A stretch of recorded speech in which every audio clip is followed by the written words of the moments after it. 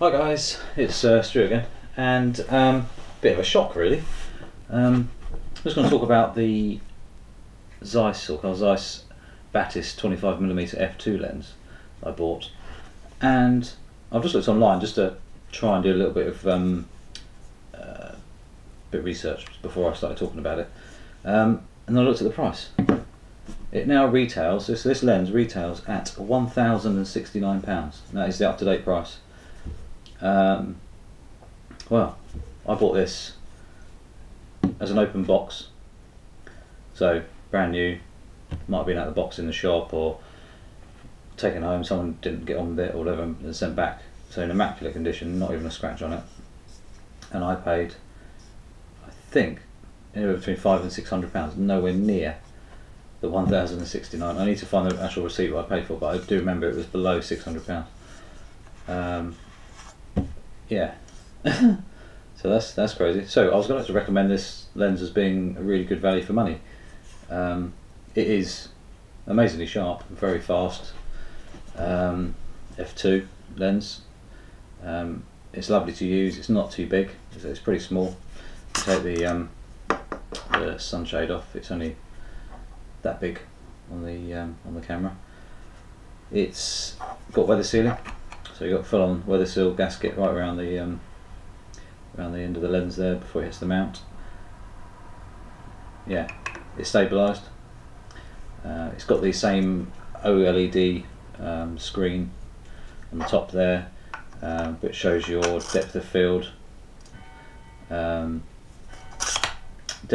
and your depth of field either side of the subject, so this side and that side, so you can kind of gauge what your depth is, which works well for me perfectly, works really well.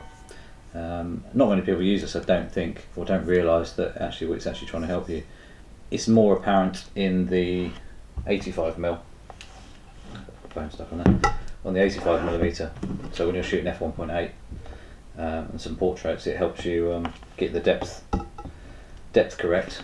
So obviously nose to eye depth or to your ears, so if you're doing a portrait you're going to need about, say, 15 centimetres of depth to make sure you get those fundamental bits of your face in focus, otherwise it's going to be really shallow here, and a blurred nose and sharp eyes and whatever. So but for wide angle 25mm, probably not so much, but I guess shooting at f2 and you're quite close to something, then it could help. But yeah, I couldn't believe that, £1,069, that's Wex. I haven't had a look at part cameras yet, but yeah, no, it's absolutely crazy. I'm never really going to go into the full detailed reviews. I'm not really interested in that. I'd rather give you my real life experience, keep it real. I'm not that worried about the scientific bits and bobs. I know it's well made. I can use it in the rain. It's not going to care because it's weather sealed. It's not that heavy, I can tell you how much it weighs, but it weighs 335 grams. It's a full frame lens, and I could go into all the different specs, but you can just look online yourself. It's a much easier way of doing it. I'd rather give you the real world experience of it. It's quite a bit smaller than my 35mm Sigma f1.4. Obviously it's going to be slightly bigger because it's more magnification and it's a wider aperture or faster aperture. So, and obviously I've got an adapter on there, but that adapter is sort of incorporated into that part of the lens there. So actually this 25mm is actually about £500 more expensive now than this 35mm f1.4 Sigma.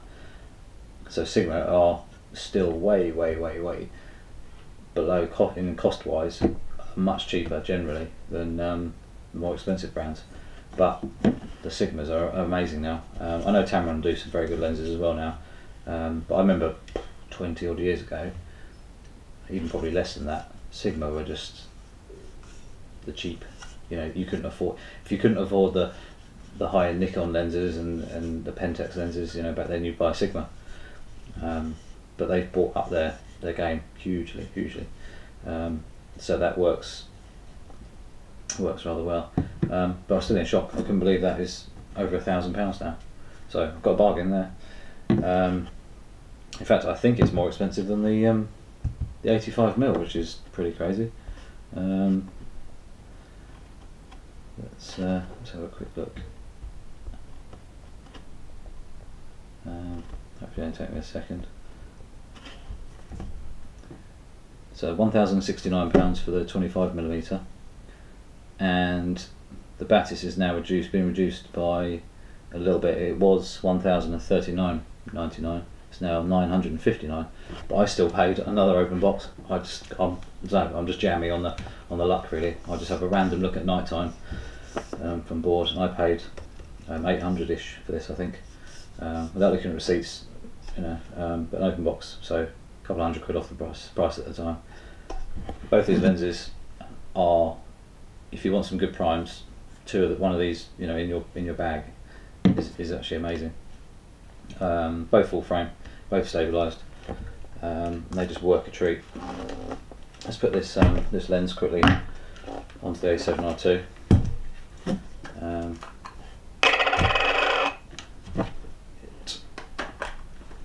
I mean, the A7R2 is quite a small camera really, but I do have the grip on the bottom, which makes it just a nicer camera to use. Plus it gives me 2 batteries, so I've got all day shooting really.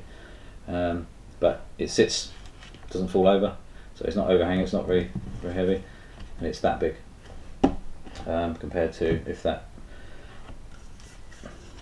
if the Sigma was on it. It starts bringing the lens out quite a long way. This to the lens hood basically. Not that really matters, but I just thought I'd give you a size comparison. It's fast, it's quiet. I'm not sure if you can see this. You've got the OLED screen. It comes and it says Zeiss when it turns on, and then it will tell you the depth of field. You can change it from metric to imperial, but also is a distance reader. So I can tell you right now, if I focus on you. So the A6300, which I'm filming from, is 1.53 meters away from me. So I can actually, tells me exactly how far away I'm focused on, which is crazy. And my depth of field at f2 from that distance is 9 centimeters behind the subject and 8 centimeters in front of the subject. So, you know, I don't know how wide the A6300 is, but pretty much most of that would be in focus, which is quite good at f2. But being a wide-angle lens, the depth isn't going to be as shallow as the 85. So, you know, but that was just a quick guide onto how the lens is and how I'll get on with it. I use it for just an everyday, let's say, kit lens. It's not really a kit lens, is it? But it stays on the camera. Either that or 35mm. It's not too big, it's not too small. It's good, relative wide angle. I can take these two out, so the 70-200 and that, and it gives me a nice range, you know, for the day, which is plenty for most days out or whatever. Obviously, you can. If I'm going out shooting portraiture, I won't take any of this. I may take the 25 or 35, and then my 85 or the Samyang to do different styles. You know, if I want a wide angle portrait shot, it works. You know, waterfall or something like that. But hey, like I said, the only gripe I've got, which is exactly the same with the 85mm, is, as beautiful as this looks, and it's very sleek and very nice, is this rubber ring. So that's the focal ring, which is super smooth. It's lovely. It's been sealed and everything, so you can't get any water or anything under there. It's lovely. It's fly by wire, so I'm not actually doing anything with right now. It's not, because it's not plugged in. It's not doing anything. It's just, you know, it's just spinning. When I put the so I use the 85 for this one. When you put it onto your camera, it's got a nice blue dot, so it's easy to find. Put it onto the camera is absolutely fine. But when you come to take it off, sort of, you either tend to do that and then take your hood off by accident, or you put it there and then when I'm going to spin the lens to take it off, I do that, and I'm like, oh, it's not coming off. You know, same as this. You know, like that, it's disconnected now. I'm not doing anything. If I'm not really thinking, I'm like, oh, for God's sake. So you can't go there because you'll take the hood off. You can't go there because the ring just spins.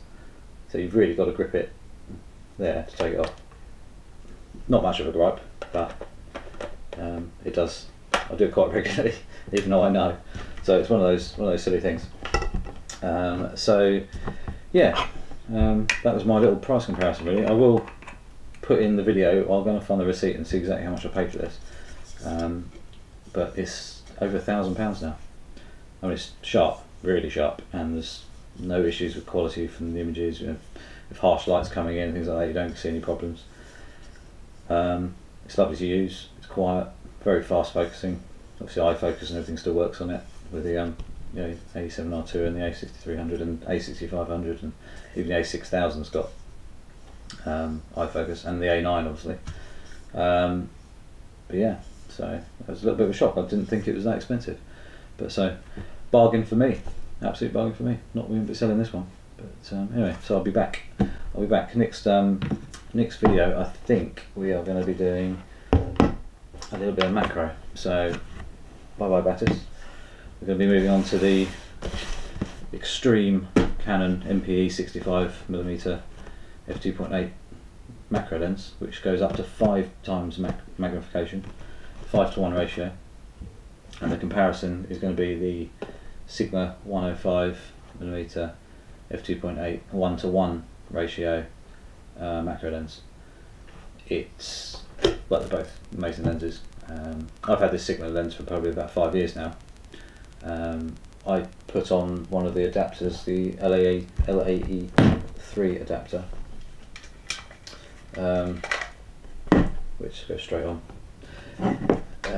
to allow it to adapt obviously to the A7R2. This fit straight onto the Sony mount, so this used to go straight onto my A99 and A900 before that. If I had it that far back, I'm not sure. But I'll be back to do these soon. And then, well, it'll be interesting to see what prices these are now. These, I mean, the Sigma is a bargain. It's only about £300, I think. So, but I think the Canon macro lens is £900, £1,000, something like that. But yeah, that'll be back for a deeper review. Not too technical. I try and keep it simple and easy for people to understand if they're getting into macro and general photography anyway. I want it to be kind of obvious in a way, real, not keep it. I say keeping it real quite a bit, and I want to be truthful to everyone of my experiences, not going by specifications in a book or magazine review where they're a little bit biased maybe because they use a Nikon and the Nikon lens is going to be better than the Sigma because they like it. There's lots of that, so you have to kind of look around that side of thing, the sort of bias part. But you know, I use Sony, I used to use Nikon, I used to use Pentax, I used to use Olympus, Minolta obviously is now Sony. I have used Canon. They're all amazing, absolutely amazing. There's no such thing as a bad camera today. You know, even the mobile phone cameras are pretty good.